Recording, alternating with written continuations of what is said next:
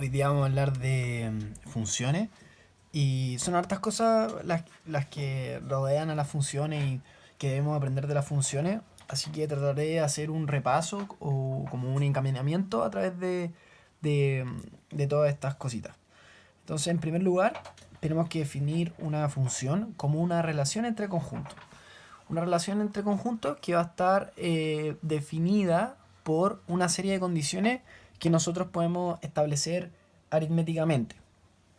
¿En qué se refiere esto? Una función como tal va a estar definida, valga la redundancia, entre un conjunto de elementos que llamaremos preimagen o conjunto de preimágenes y otro conjunto de elementos que llamaremos conjunto de imágenes. En una función, una imagen tiene una preimagen, perdón, tiene una única imagen. O sea, de un conjunto de salida llegamos a un conjunto de llegada, en donde cada elemento de salida tiene un exclusivo elemento de llegada. Algebraicamente nosotros lo denotamos de la siguiente forma. Para todo x, digamos que x van a ser los elementos del conjunto de salida y y van a ser los de llegada. Para todo x perteneciente a A, siendo A mi conjunto de salida, existe un único y tal que y sea igual a f de x. ¿Qué es f de x? F de x va a ser la operación que relacione estos conjuntos. Ahora, esta paridad nos permite definir otros dos conceptos que corresponden al dominio y al recorrido de las funciones.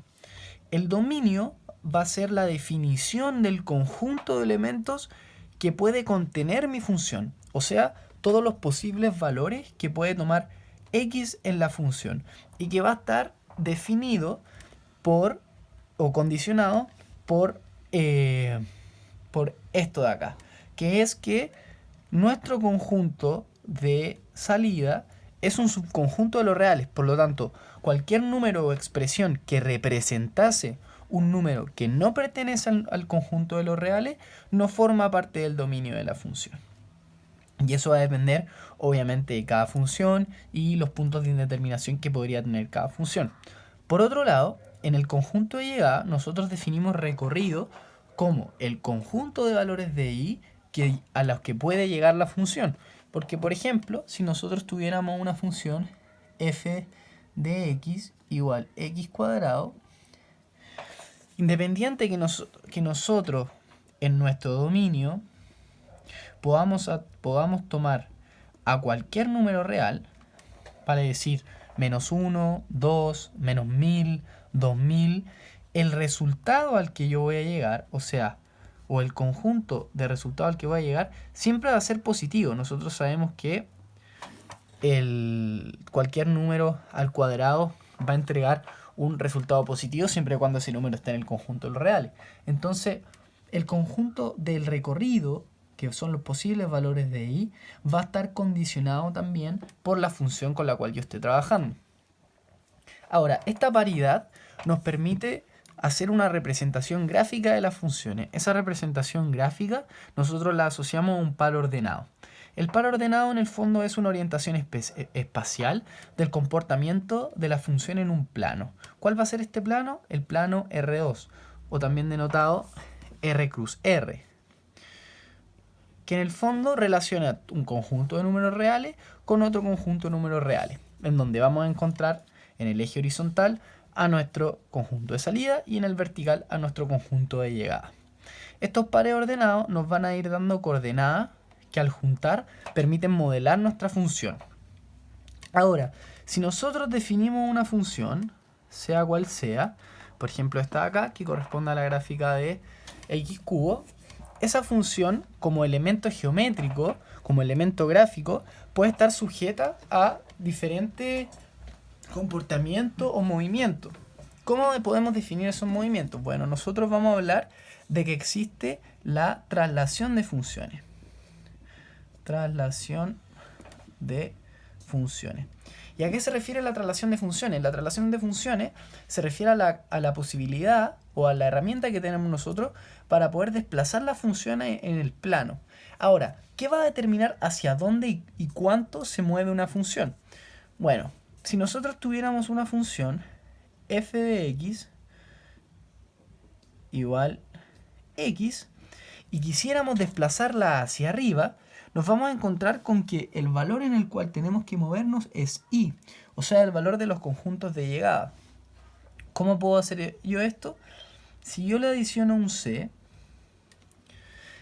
este conjunto, o todos estos puntos, este conjunto de puntos, se va a mover hacia arriba en c unidades. Por otro lado, si yo a f de x, en x le resto c, voy a moverme la misma cantidad, pero en sentido opuesto. Ahora, si yo quisiese, por otro lado, moverme hacia la derecha o la izquierda, se produce un proceso inverso. ¿Por qué? Porque si yo tengo un f de x igual x más 1, por ejemplo, como una función, y yo quisiera desplazar esa misma función en ciertos espacios hacia la derecha, lo que yo tengo que hacer es a mi función o al operador de mi función restarle la cantidad de espacios que quiero moverme hacia la derecha. Entonces, en este caso, que sería una función de este tipo, lo que yo haría sería desplazar la función y hacer que pasase por acá. Muevo la función hacia la derecha. Por el contrario, si quiero moverla hacia la izquierda, lo que tengo que hacer es adicionarle dentro del operador una unidad. Y la unidad que nosotros le adicionemos o le restemos va a modelar en ese caso los movimientos o qué tanto se va a mover la función. Nosotros podemos combinar tanto este tipo de traslación con esta para poder obtener, por ejemplo, traslaciones diagonales o mover la función al espacio que se nos haga más conveniente. Esto da como resultado o propicia otro fenómeno que corresponde de reflexión. ¿Qué es una reflexión? Una reflexión va a ser un tipo de traslación en donde se produce, podríamos denominar, cierto tipo de espejo, por decirlo así. Entonces, si nosotros tuviéramos una función de este tipo, por ejemplo, y nosotros quisiéramos reflejarla en torno a este eje, el eje Y, obtendríamos una función igual a esta, pero desde el otro lado. Entonces, ¿cómo nosotros denotamos matemáticamente eso? Vamos a usar una herramienta que nace de acá, que es, si yo tengo una función f de x que me entrega esta gráfica y yo quiero obtener la gráfica de su simetría con respecto al eje Y, lo que voy a hacer va a ser invertir el valor de x para reflejarlo en el eje Y. Entonces, en este caso, esta función de acá correspondería a este conjunto de valores de acá. Por otro lado, si yo tuviera una función, la misma función, y yo quisiera reflejarla en torno al eje X, lo que tendría que hacer sería, bajo la misma lógica de la función, traspasarla a una función con anteponiendo un signo negativo. En este caso obtendría una gráfica de este tipo. Por otro lado, nosotros también nos vamos a encontrar con un término que se denomina paridad. Ahora, ¿qué es la paridad? La paridad, en el fondo, lo que nos va a decir es si una función es par o no par. ¿Y qué quiere decir que una función sea par o no par? Lo que quiere decir es que existen funciones en donde yo, al cambiar o invertir el valor del operador por su inverso aditivo, obtengo la misma función. Por ejemplo, si yo tuviera una función f de x igual x cuadrado y yo reemplazara ese x por un menos x, el resultado que obtendría sería exactamente el mismo, porque un número negativo al cuadrado me da un número positivo al cuadrado me da un número positivo. Por lo tanto, en este caso, todas las funciones que tengan x con un exponente par van a considerarse funciones pares. Ahora, las funciones pares son simétricas al eje y. Como lo vemos acá, por ejemplo, se genera una simetría con el eje y. Si nosotros extendiéramos acá, nos encontraríamos con que esto es una parábola. Esta parábola podría representar fácilmente la función x cuadrado. Ahora, ¿qué pasa? Esto es cuando una función es par. ¿Qué pasa cuando una función es no par? Cuando una función es no par, lo que nos quiere decir es que si nosotros invertimos el valor de la variable, obtenemos una función que va a ser el inverso aditivo de la función original. En este caso, la simetría que se genere va a ser en torno al eje x. Simetría en función de x. Ahora, por otro lado, otra cosa importante que se puede determinar tiene que ver con los comportamientos crecientes, decrecientes,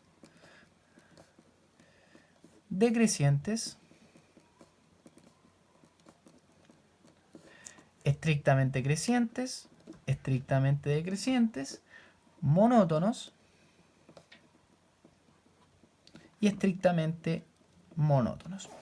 En resumen, un comportamiento creciente hablará de una función en donde tengo un comportamiento de este tipo. Ahora, si la característica de la creciente es que en la creciente yo puedo tener dos valores dentro de la función que tengan un mismo valor en y. Y esta función va a seguir siendo considerada creciente. En la decreciente, que sería por ejemplo una función de este tipo, también me puedo encontrar con un conjunto de valores en x que tengan su misma imagen en y. La única diferencia es que el comportamiento de acá de la función es decreciente, acá se mantiene constante. Ahora, cuando una función es constante, nosotros hablamos con que es decreciente y creciente al mismo tiempo.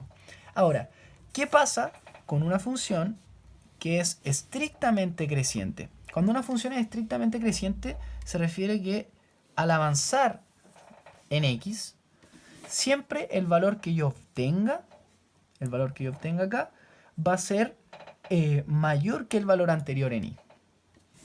De la misma forma, una función decreciente siempre va a encontrar, a medida que avanzo, un valor inferior al valor anterior. Por otro lado, hablaremos de monótonas cuando son crecientes o decrecientes. O sea, es un comportamiento de la función que se conoce. Por ejemplo, la función raíz cuadrada. La función raíz cuadrada tiene un comportamiento así. Es una función monótona, porque es creciente. Ahora, también nosotros nos vamos a encontrar con las que son estrictamente monótonas. O sea, será estrictamente monótona si es estrictamente creciente o si es estrictamente decreciente. Y será monótona si es creciente o decreciente. En el fondo, este de acá está relacionado con estos dos y este de acá está relacionado con estos dos. Por último, nos vamos a encontrar con una definición de funciones que nos va a permitir operar la éntesis. Corresponde a la primera definición de una función inyectiva, o también conocida como 1 a 1, que corresponde a un tipo de función en donde a cada valor de x le corresponde un valor de y. O sea, todos los valores de x tienen imagen en y. Entonces, y un único imagen, o sea, no se repite. ¿Cómo se define esto? Decimos que para todo a, b perteneciente al dominio de la función, si f de a va a ser igual a f de b, entonces a es igual a b. O sea, si dos valores de la función son iguales, estrictamente la variable o el valor de la variable que se está evaluando es el mismo. Si no, hablamos de una función que no es inyectiva. Por otro lado, tenemos las funciones epiyectivas.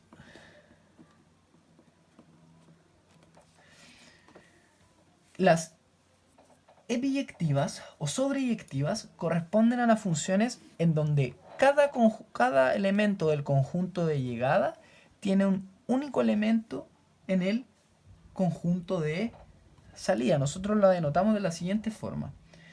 Para todo i perteneciente a los reales, siendo i el elemento del conjunto de salida, existe un x en el dominio de la función donde f de x es igual a i. O sea, cada elemento de mi conjunto de llegada va a tener asociado un elemento en el conjunto de salida. Si esta función, por ejemplo, tuviera una letra g acá y esa letra g no se conectara con ninguna en el grupo, nosotros podríamos decir que esta no es biyectiva porque tiene un elemento en el conjunto de llegada que no tiene una preimagen. Por último, nosotros hablamos de las funciones biyectivas cuando existe una función que es inyectiva y epiyectiva al mismo tiempo. ¿Cuál es la propiedad de estas funciones? Todas las funciones que son biyectivas permiten la existencia de un elemento llamado función inversa. O sea, una devolución desde el b hacia a, en donde esta función también es biyectiva. O sea, nosotros vamos a poder encontrar el inverso de una función siempre y cuando sea inyectiva e epiyectiva al mismo tiempo.